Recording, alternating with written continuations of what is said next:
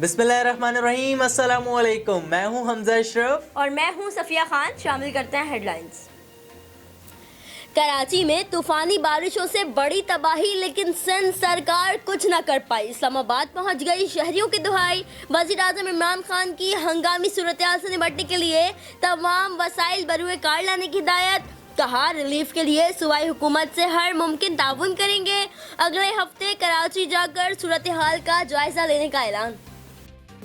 शहर डूबने के बाद 12 साल इक्तिदार को एंजॉय करने वाली जमात के वजीर आला मुराद अली शाह भी कराची की हालत पर परेशान। कहा, ये ना समझे कि हमें लोगों की फिक्र नहीं। बिलावल हर घंटे फोन करके मुझसे अपडेट लेते हैं।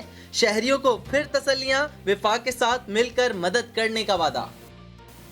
4 साल तक इख्तियारात का रोना रोने वाले मेयर कराची को जाते जाते शहर की फिक्र। वसीम अख्तर ने बारिश से तबाह हाल शहर को आफत ज़दा करार देने का मुतालबा कर दिया। कहा, शहर का इंफ्रास्ट्रक्चर तबाह हो गया। सिंध सरकार और मेयर कराची की परफॉर्मेंस से तमाम शहरी मायूस। कराची में बादल मजीद गरजेंगे, मजीद बरसेंगे। कराची वालों तैयार हो जाओ। महकमा मौसमियात ने कल से मजीद मूसलाधार बारिशों की पेशगोई कर दी। नया सिस्टम कल से सिंध में दाखिल होगा और पीर तक मूसलाधार बारिशें बरसाएगा। मुश्किलात में घिरे कराची वालों पर के इलेक्ट्रिक ने भी सितम कम ना किया। रोशनियों के शहर को अंधेरों में धकेल दिया।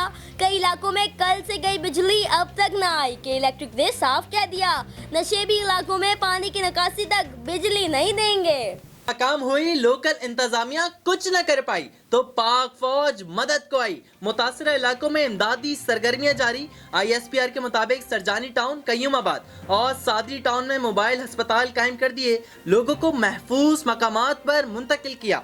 दूसरी जानिब तूफानी बारिश के बाद जानलेवा हादसात।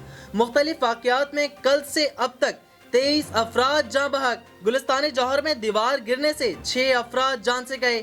औरंगी टाउन में दीवारें गिरने से 3 जाने गईं। तारिक रोड पर गाड़ियां फिसलने से 2 अफराद जाँ बहक। फिलहाल इतना ही। मजीद खबरों और अपडेट्स के लिए विजिट करें हमारी वेबसाइट csnlive.tv। इसके अलावा आप हमें फेसबुक और ट्विटर पे भी ज्वाइन कर सकते हैं। देखते रहिए CSN।